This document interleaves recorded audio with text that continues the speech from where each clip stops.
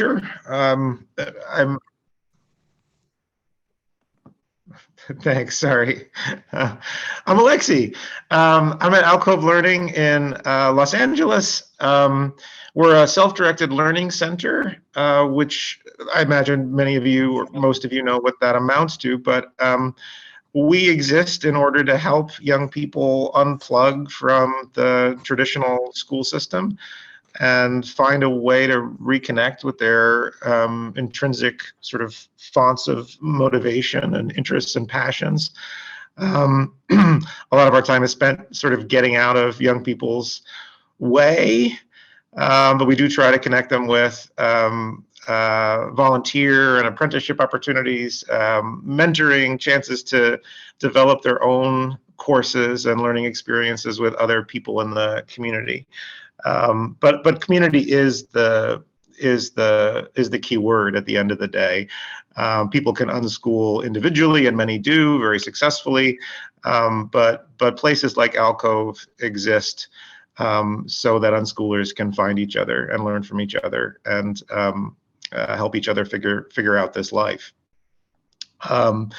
We are, as you probably know, part of a larger network called Liberated Learners. It's an international network. We have centers now in Canada and the Philippines, in addition to the U.S. So word of mouth is spreading. And we have a deep bench. So I'm heartened to see lots of colleagues or partners in crime on the Zoom with me today. And some of them are much more adept with Zoom technology than I am. So I'm already seeing things happening in the chat that you can keep an eye on if it's informative as we go. What else did I want to say? There's more in the prompt that I was given, but I'm drawing a blank at the moment. So let me just skip to introducing our guest for today. What's that? Oh, sorry, that was background noise. We're very privileged to have with us Iris Chen, who is an author and an advocate for unschoolers.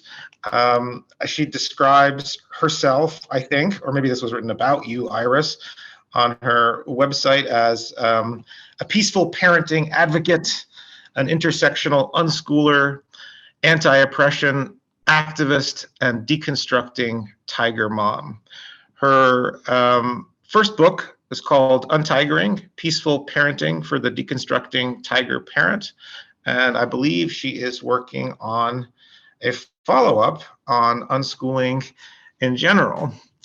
I've gotten to know Iris in the community over the last couple of years, and she is just wonderful. I love spending time with her, and I was so happy that she was able to carve out time to spend with us today. So without further ado, I'll turn things over to Iris. I think she may have stuff she wants to share from her screen. There will be time toward the end for a bit of a Q&A. So I hope you'll stay on for that, and I will do my best to try to moderate it. We'll figure out whether it makes sense to use the hand raising icon or put things in the chat. We'll take it one question at a time. That's good. Well, enjoy the shake.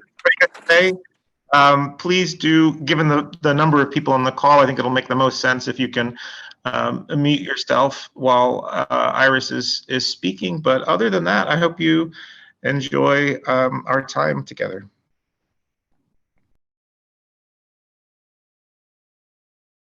Hi, everyone. Thank you so much, Alexi.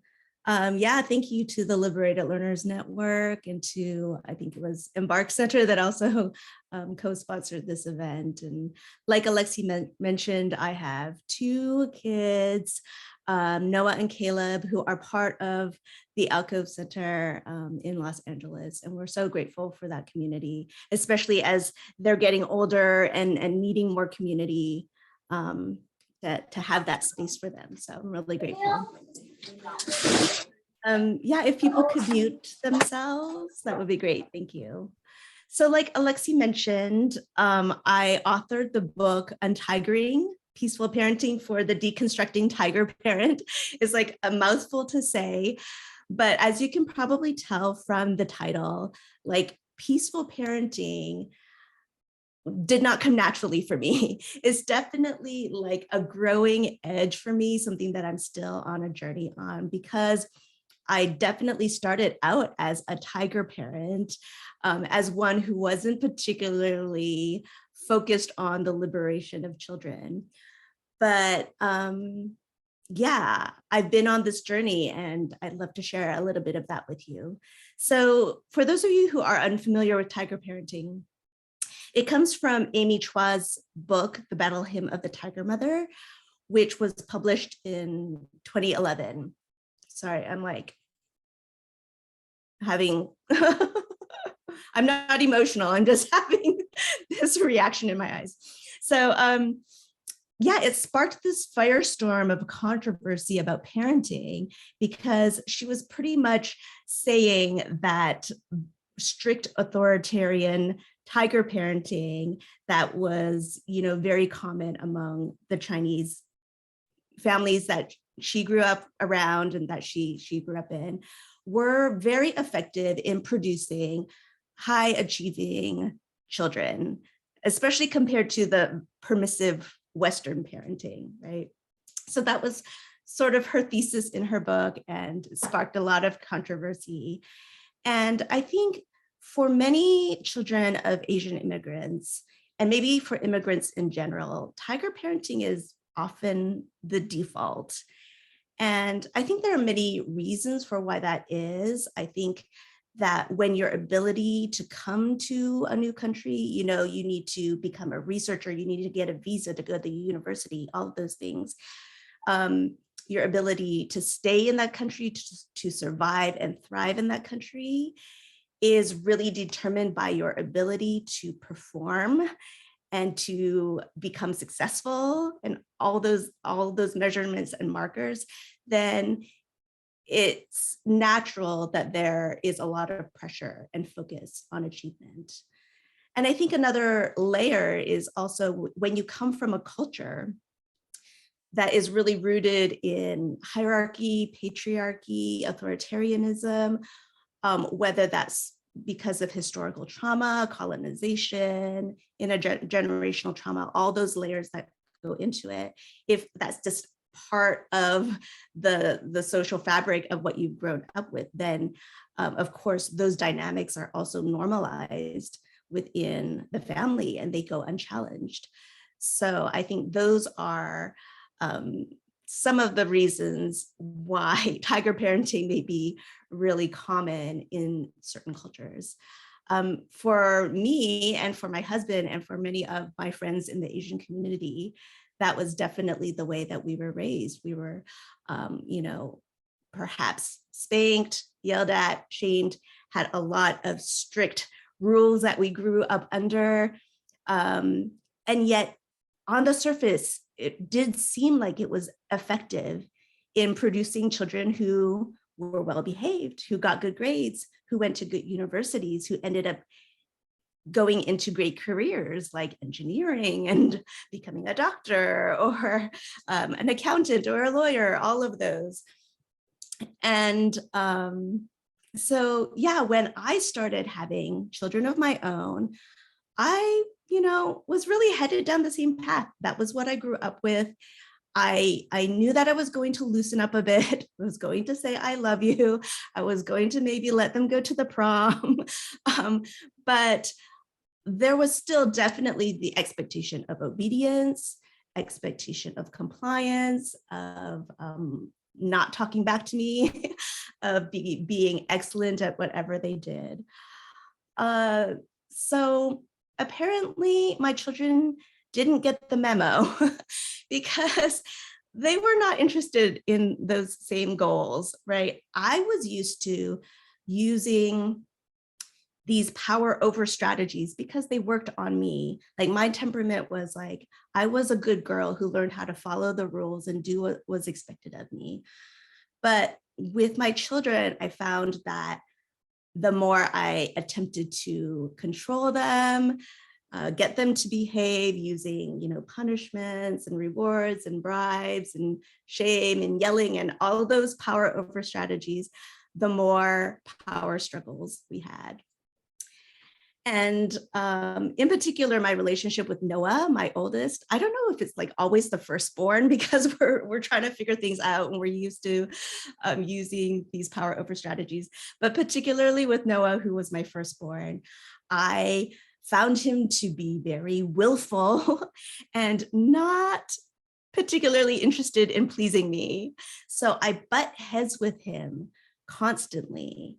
And especially when he was younger, as a toddler, and even into the grade school years, he would have epic meltdowns daily, and they would just send me into a rage, because unlike the rest of my life where I felt like I was in control and that I was doing a good job, like Noah refused to be controlled, and he was not willing to stroke my ego and play the game of like saying, "You're doing great, Mom." No, he was really trying to be his own person, and I didn't know what to do with that.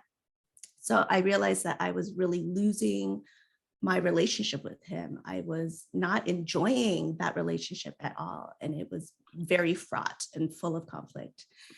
And finally, we were living in China at that time. My children were actually born and raised in China.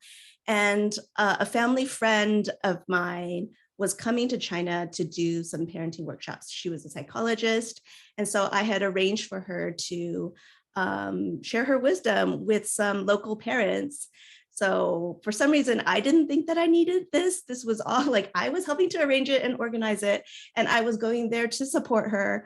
But just as she was sharing, I just was really, had an aha moment during that parenting workshop, because what she did was she was talking about brain science, and she showed pictures of different brain scans. So there was a brain scan of a healthy child, and then another one of a child who had experienced abuse and neglect. And you could see that those brains were completely different. So the brain scan of the child who was abused, their limbic system, their like survival system in their brain, that fight, flight, freeze, fawn part of their brain was really lit up and enlarged in some ways, because they were in a constant state of fear and experiencing the world around them as a threat. And when you're in that state, you really can't think rationally, right? The frontal lobe, the prefrontal cortex part of the brain that manages thoughts and behaviors and helps you regulate your emotions, that can't, come online when your limbic system is going haywire. And so she was just talking about when parents yell at children, when they spank them, when they send them to their room, when they take away their toys, all of those power over strategies that many of us grew up experiencing and perhaps use. What that does, again, is it overstimulates that survival part of their brain, so that their thinking part of their brain can't do the work. They can't calm them down. They can't think rationally. They can't learn in that state. And so I realized that what I had been doing to my children was really overstimulating that part of their brain that caused them to melt down and overreact and fight back even more. Even though I told him to calm down, he was unable to calm down because his brain didn't have that wiring and that circuitry yet. And he needed my presence and my help and my connection to do that. So yeah, I feel like all the parenting books and resources that I had read up until that point had really been about behavior management, had been about trying to get my child to do what I wanted them to do. And this was really new information for me, to finally see my child as like a growing human being instead of as a robot that I could program and control and expect a certain output. Like if I inputted certain things, then expect a certain output. But then just realizing that like developmentally and neurologically, he was unable to do the thing that I expected him to do as like a 3-year-old or whatever it was. Oh, he really needed me to come and support him, connect with him, empathize with him, rather than come at him with my anger and my punishment. So this was really a huge paradigm shift for me for some reason that really shook me, woke me up from my ignorance, and invited me to start seeing my children as human beings and through the lens of connection and compassion instead of control. So that was like really the beginning of my journey, my shift away from using power over children to learning how to share power with them. So that night I went home and I told my husband that I was going to stop spanking. I had like sadly used that as a strategy up until that point. I think Noah was maybe even 8 years old at that point. And and like that was the, you know, these controlling, abusive, really violent strategies was all I had in my tool belt. But I think from that point on, I realized the harm that was doing. I recognized that was really counterproductive to my goals and really dehumanized him. And so that started my journey on learning to see my children and all of us really as human beings. So I thought, you know, that's just a little bit of the beginning of my story. And there's so much that, you know, I'm still learning. And but I just wanted to open it up to a discussion as we think more about how to shift away from using power over our children to sharing power with our children. So I'm gonna share my screen.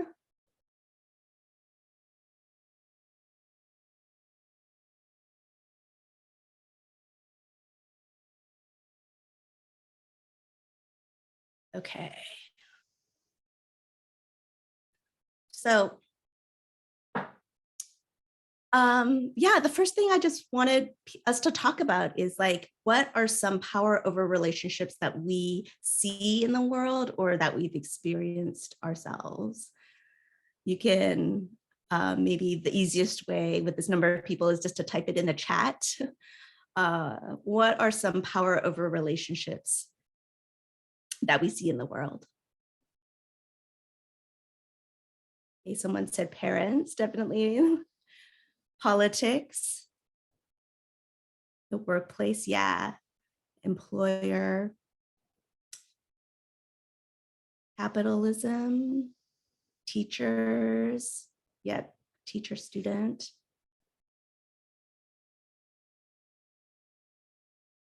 Schools and government. Yeah, some coaches, doctors, cliques. Yes. Yeah, we can continue to add those into the chat, the judicial system. Yes, all of those.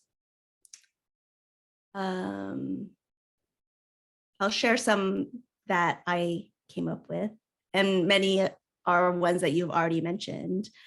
The employer-employee relationship, right? Where the employee doesn't often have a lot of say in what goes on in the company, and they have to just follow the expectations of the employer or else they might lose their job, right? Parent-child, as we mentioned. In some societies, hopefully this isn't true of our own relationships, but in some cultures, definitely the husband has more power than the wife. And, you know, the wife is expected to even obey or submit. There are those expectations in some relationships. the teacher student, where the student doesn't often have any autonomy, any say in the curriculum and how things are taught. Yeah, the teacher is the one in control in the classroom. As we mentioned before, government over the citizen, as well as like the judicial system over the citizen. A spiritual leader versus like a congregant member, you know, like for some faith traditions, there's a lot of power given over to like the guru or the imam or the pastor, where we believe that they have a special connection or authority. And so we defer to them, maybe over listening to our own intuition sometimes. The older generation versus the younger, not versus, but over the younger generation. I know in my culture, definitely those who are older are expected to receive respect than the youngers. And even something like seniors in high school, you know, have more power than the freshmen, things like that. So in these types of relationships, how do you feel? How do those types of relationships feel to you? And what do you experience in those types of relationships where one party has more power than the other? Fear, yes. Stress, suffocating at times, silenced, calculated moves. Yeah, like you have to be really careful how you present yourself. Intimidated. I'm a means to an end. Yeah, like you feel exploited, helpless, hopeless, not important, vulnerable. Yeah. Underestimated. Here are some sort of fallouts of these power over relationships that I came up with, and many are things that you have mentioned already. There's a lack of autonomy and voice. You know, we lose our trust in ourselves, our ability to know that what we think and say matters. We just have to stay small and quiet and do as we're told. There's not mutual respect, you know, like in these relationships, respect only goes one way. It goes towards the one with more power. And it doesn't often, it's not often extended to the party with less power. It's something that is demanded rather than earned. Loss of trust and connection. You know, somebody was saying that is like fear. When there's fear in a relationship, it's really hard to find intimacy and trust and closeness in those relationships. A suppression of intuition and emotions. Again, in these spaces, it's not really safe to listen to yourself or to be vulnerable and open about what you're really feeling. Those are often shut down or shamed. And so we have to learn how to tamp those down so that we can feel safe in these relationships. Rebellion and resistance, you know, at some point, people don't want to feel oppressed and suffocated under these, you know, this type of oppression anymore. And so they push back. There are a lot of power struggles, you know, like perhaps the teenage years, if you were very controlling when they were children, perhaps, you know, once they hit the teenage years, then they start acting out and they know that you can't control them. So they rebel. The temptation to hide, lie, or cheat. So in relationships where there's like very high expectations, the need to perform, the need to show up in certain ways, then when we make mistakes, when we don't hit those benchmarks or whatever, then there is the temptation to lie about it, to be deceptive about it. Superficial compliance. So yeah, like maybe to their face, we're doing as we're told so that we don't get in trouble. but behind their back, there isn't that respect. Once they turn their backs, maybe we do something totally, you know, we don't listen to what they're saying. So it doesn't actually create the relational results that we want. Did somebody want to share something? Okay. No, someone joined us, and so I think there was just okay. some noise. Yeah, no Okay. worries. Yeah, we don't have to like think about all this research to know that power over relationships just don't feel good. They don't feel good. They don't really produce the type of relationships and the type of connection, the type of world and society that we want, right? So let's now take the time to think of power sharing relationships. What are some of those, and what are some qualities that characterize those types of relationships? So hopefully you have some healthy power sharing relationships in your life. Love, absolutely. Friendships. Yes. Mentor, mentee. Yeah. So there's a sense of love and intimacy. It's not like a transactional relationship, right? There's trust, mutual listening, self-directed education, community. Yes, there's a lot of mutuality, right? Mutual respect, mutual communication, understanding, where you're free to be yourself. Yes. Willingness to take risks.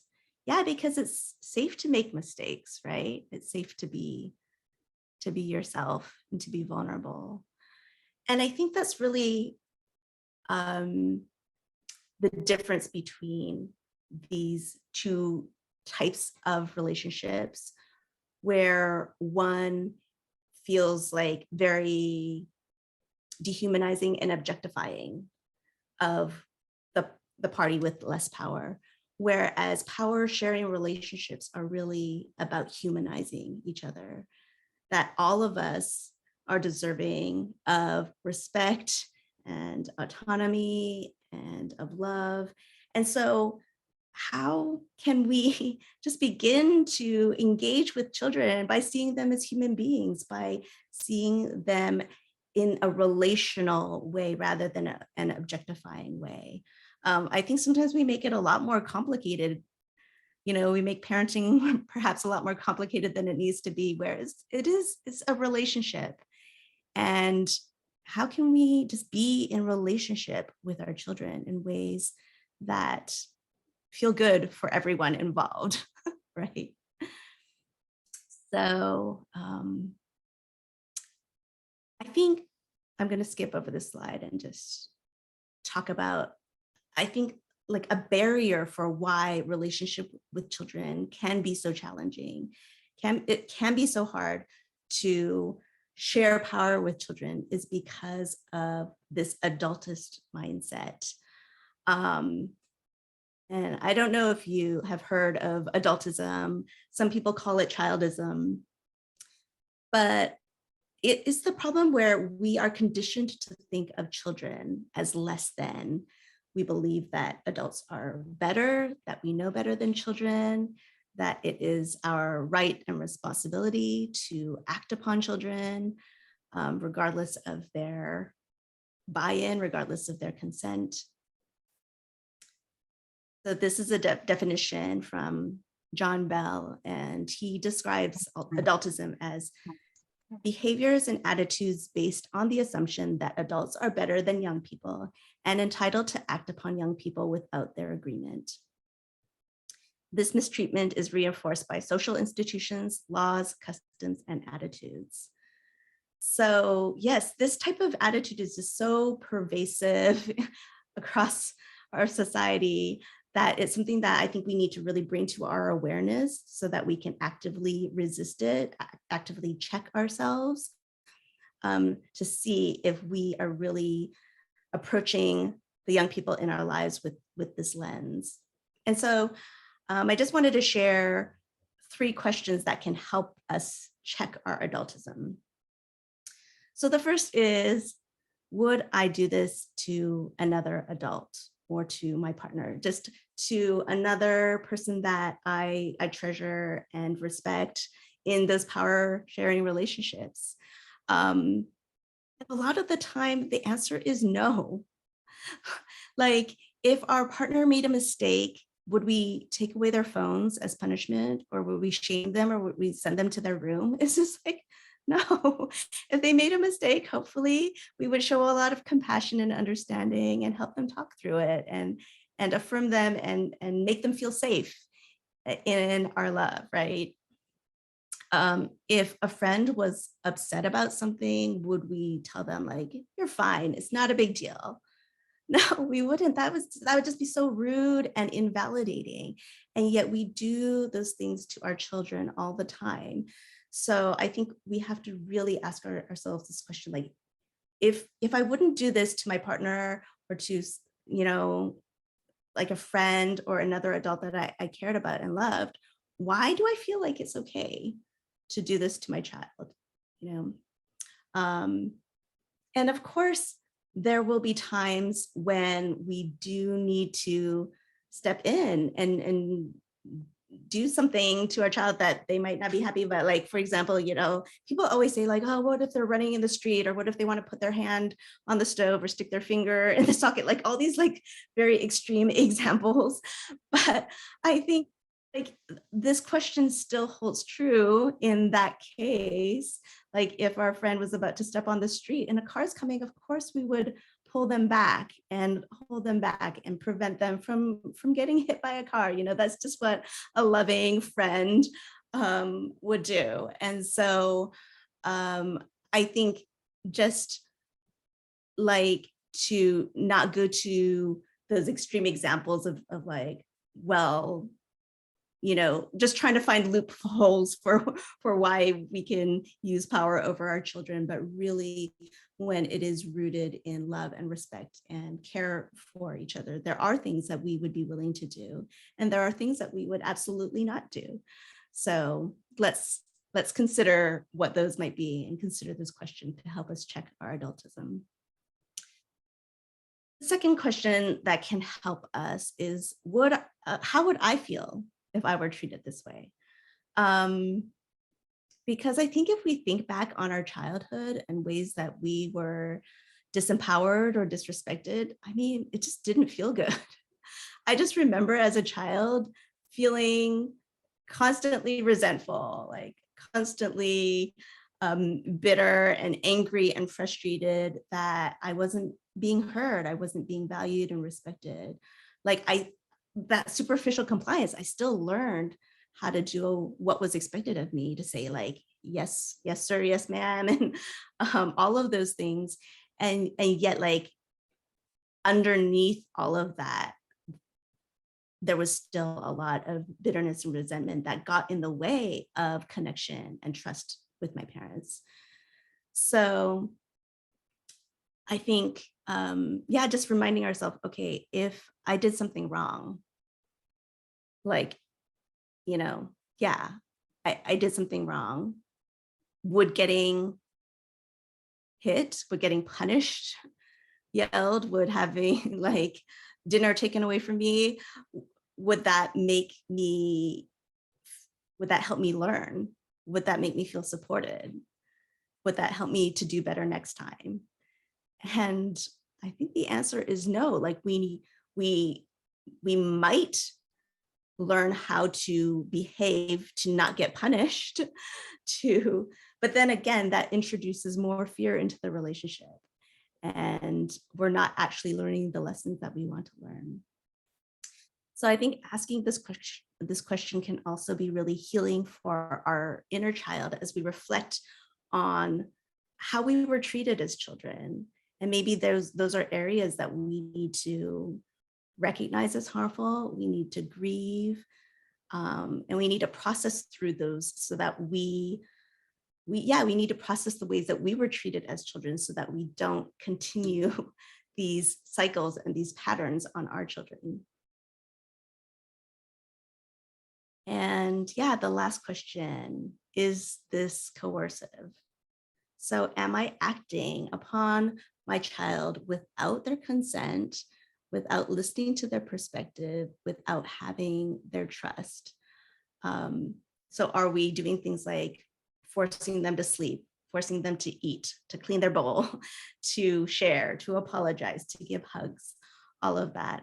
I think, again, that's a very objectifying way of looking at children. And we have to recognize, again, that they are human beings and deserving of respect and dignity and autonomy.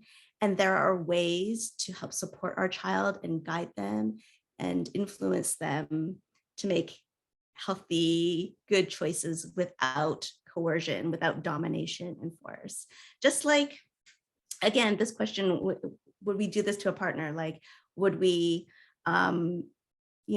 say you need to eat your vegetables and put some on their plate and they can't leave the table until they finish everything on their plate? Like, it's just like, yes, we need to learn how to eat healthy foods and we need to, care about our bodies, but doing it in a coercive way is just so disrespectful, so harmful to the relationship. So I think these 3 questions are, we don't have to treat them like checklists to check off, but just as invitations for us to pause and reflect and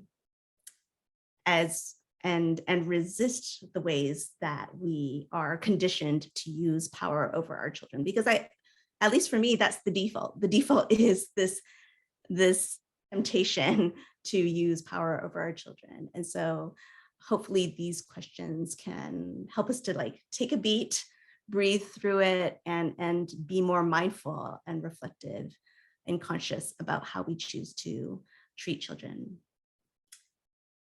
So I do also want to say, just as a caveat, that power sharing is not the same as power abdication. So it's not the same as permissiveness and just allowing our child to do whatever, because I think power comes with responsibility. Power comes, there's a responsibility in having power, and children don't want the burden of having too much power that they are not ready for, that is not appropriate for their stage in life. And so again, this is about partnership. This is about sharing power, not just giving all our power away, because we, as another party in this family system, we also have power. We also have a voice. We also have needs. We also have boundaries. So those are things that we can bring to the table as well and communicate to our children.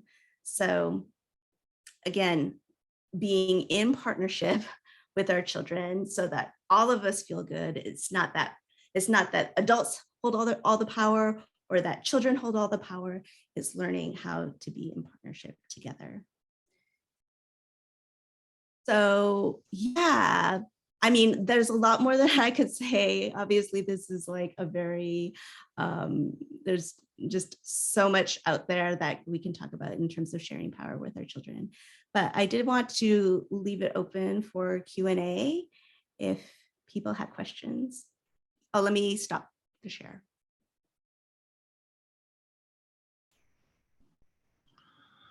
Yeah, so thanks so much, Iris. That was great. Maybe I can kick things off, or people should feel free to add questions to the chat and I can read them aloud, or you can use the hand icon.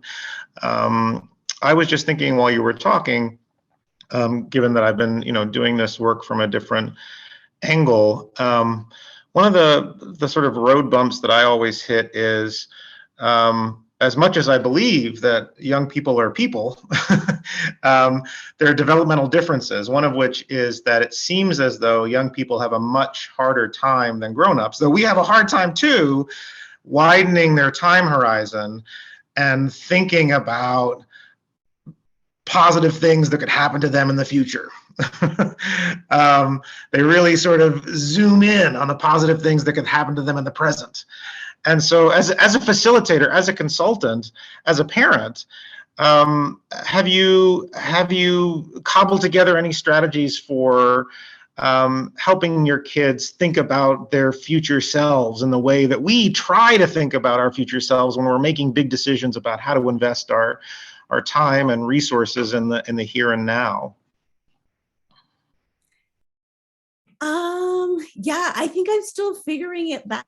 I mean, like Noah now is 14, like I said, and I think for a long time, especially early on in unschooling, it was really about the now, because I didn't have to worry. You know, they were 9, 8, 9, 10, even, you know, all that time. It's just like, it's fine if they play. But then for some reason, once they hit like middle school or high school, that age, then we all start like hyperventilating because that's typically the age when people do need to start thinking about their future and like, oh, what career do you want to go into?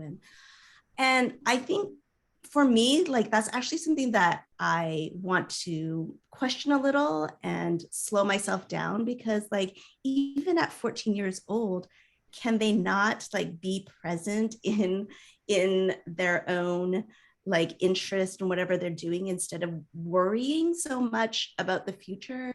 Like even as a freshman in college, like how many of us really knew what we wanted to do with our lives? Like there's just like some of these timelines are really just constructs. And but of course at the same time, we don't want to, yeah, we want to set up our children up for success and for like all the opportunities that we hope will be open to them.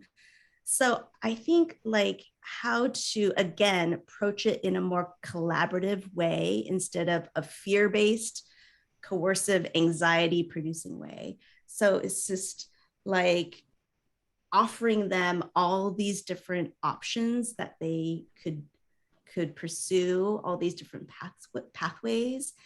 And yeah, just like seeing where that takes them. And I think from just like my limited experience with my 2 children, like when I don't try to push them too hard or like sort of project my own anxiety on them, then I feel like they are thinking about their future in some ways. You know, they are thinking about next steps or what they want to do.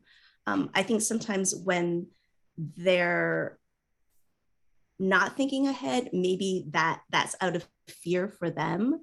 Like they don't feel enough competence. They're overwhelmed by, you know, things happening in their own lives. And so I feel like those needs need to be met in the moment in order for them to be able to consider the future. Great. I don't know if I answered. Thank you. No, that was beautiful. I think so. Not an FBI van asks, how can you share power with someone who doesn't know how or hasn't learned how to use that power? So there might be different ways to read that question. I don't know if Van wants to elaborate, but Iris, yeah. I mean, I think that's where it's all about relationship, right? Like in the safety of our relationship and our care for somebody, to have them practice using their power. And that practice means they're going to mess it up a lot of times, but hopefully it's like an appropriate amount of power so that the results of that are not life-threatening, or it's not going to ruin the rest of their lives, whether they like, you know, eat the peas or not, or whether they sleep at 7:30 or they sleep at 8 o'clock. So I think, again, my thing isn't focused, but like practicing it with them, like trusting them with power that's appropriate for their developmental stage, and allowing them to mess it up. So like, I think that's part of this trust, this sharing, and maybe the adultist ways that we think about it, where it's just like, okay, if I give you power, then you have to immediately know how to wield that power. And if you don't know how to do it, then I'm going to remove that power from you. Whereas I think it's more about like training them, more about like coaching them, being with them to show them how to use that power. Like, for example, like using a knife, right? Like you don't just give a kid a knife and expect them to use it appropriately. You coach them, you model it for them, you give them appropriate tools, you tell them about the dangers of it. So all of that. But it's also not like, I'm not going to let you use a knife until you're 12 years old, right? Like there's a lot of, like Montessori style of teaching where from an early age, you trust that children have the ability and the capacity and that drive to learn how to use these tools. So how can we offer them more power, coach them through it, be there, protecting them, watching out for them, and letting them experiment with it. Yeah, there's a great running commentary in the comments. I think I can tease out another question from Ann Ferris. Can you describe some approaches, examples for power sharing, like turn taking or mutual agreement? So I guess she's asking for, yeah. Yeah. So, I mean, I think some of those might be like instead of rules. Like somebody once asked, like, do you have rules in your house? And I would say I don't have rules because rules are about enforcing. Rules are rigid. Rules have like, consequences. It's about us policing them. I don't feel like we need rules. Just like in a marital relationship or something like that, I don't necessarily have rules for my partner or rules for my friend. They're just values, agreements, guidelines, principles. So how can we lean more into those instead of these really hard and fast rules where if this doesn't happen, then X, Y, Z. But more like mutual agreements, more like, especially ones that you come together collaboratively with their input, with their buy-in, because that's where the magic happens, right? When both parties or all the parties really feel like this is a good solution to get all our needs met instead of something top down that was decided by the parent. So I think mutual flexible agreements is one of those. I think another thing is just like what I shared in my story about how I made the shift is like, instead of a lot of expectations and demands, we approach our children with a lot more compassion. So just with an understanding of what their needs are. So we look, instead of being really behavior focused, like just seeing what's happening on the surface, like, oh, they're hitting their baby brother, or they're not doing their homework, or whatever it is, instead of just focusing on the behavior, looking underneath that to see what the need is underneath that behavior so that we can help meet that need and support them in getting their needs met.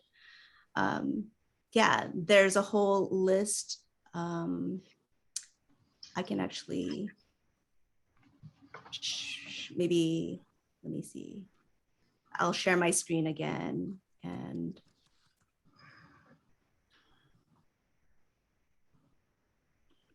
so can you all see that?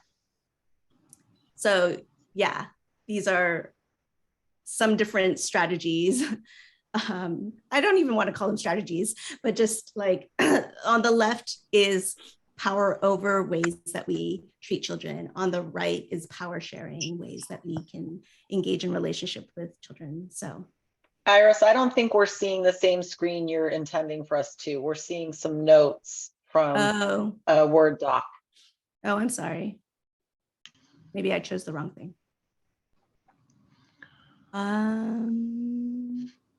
Oh, yes. One. Okay, yes. So I'll just leave that up while we continue to answer questions. And I think the last bullet point on the slide you mistakenly showed us dovetails with Allison's question. How can parents help their children understand their needs as a person? And I think, Allison, you mean the parents' need there? Yes, parents' needs. Yeah, I was struggling with, yeah. And how the child can be respectful of those needs. Yeah, so I think, again, it's just like we're humans. We're humans in a relationship. And so our needs matter too. It's not all about like meeting the child's needs, although, of course, as the adults in the relationship, we do need to, care for the needs of the child. But I think one thing that I've just been learning on this journey is to really be more honest and vulnerable about who I am as a person. So to communicate some of my needs, not in like a demanding way, like I need you to be quiet type of thing, but like as a way to be vulnerable and to be open and to build more trust with our child. So I might say something like, I'm feeling really overwhelmed right now. I have a lot on my plate and this is really stressing me out. And, could I get a moment alone or something like that, so that they know it, like maybe my reaction to them isn't about them. It's really about myself and some needs that I have. And I'm going to ask for help and ask for support and understanding so that it's like a really mutual thing. Like if it's okay for me to be upset and to cry sometimes, and if it's okay for me to do that, then it's okay for them to do that. So I think, again, it's like allowing ourselves to be human, allowing ourselves to not be that robot, not be that machine that is always go, go, go, and always has, the perfect face on, but to truly allow our children to see us as human, but also not to overburden, like, there's just a lot of nuance about that, because we don't want to overburden our children with our emotions or with feeling like they're responsible for how we're doing moment to moment. But yeah, I do think that there's ways to express that to our children in ways that actually build more connection when they see that, oh, like mommy struggles with that too, So. If I sigh in the car on the way to drop my kids off at school in the morning, my 7-year-old immediately says, "You having a tough morning, Daddy?" And I feel so bad every time, but I think it's good because it's a prompt for me to say, okay, well, like this is the beginning of a conversation. Like she and I can talk about the ways in which my sort of work stress spills out into the rest of my life. And I appreciate that she's attuned enough to give me those cues and give me the nudge that maybe I need to dial it back a little bit as a parent and not make her feel like she's responsible for all of that, as you say. Yeah, so a lot of attunement and sympathy and like-mindedness in the comment field, which is always heartening to see. I guess we should probably wrap it up. So some of you, I think, found us through the Ever Bright invitation, but I did want to say before we ended today that if you were interested in getting in touch or keeping in touch with Liberated Learners or any of the member centers, you should feel free to put your email as a private message to, I'm going to nominate Allison for that. Yes. A private message to Allison. and we'll be sure to follow up with you.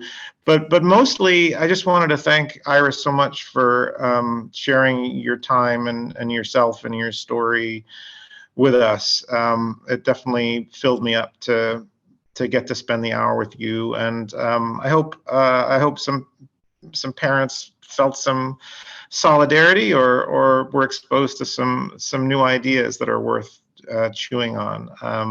I'm definitely going to try to take more breaths myself and ask myself how I would feel if I pulled a similar parenting move on myself, or if someone did it to me.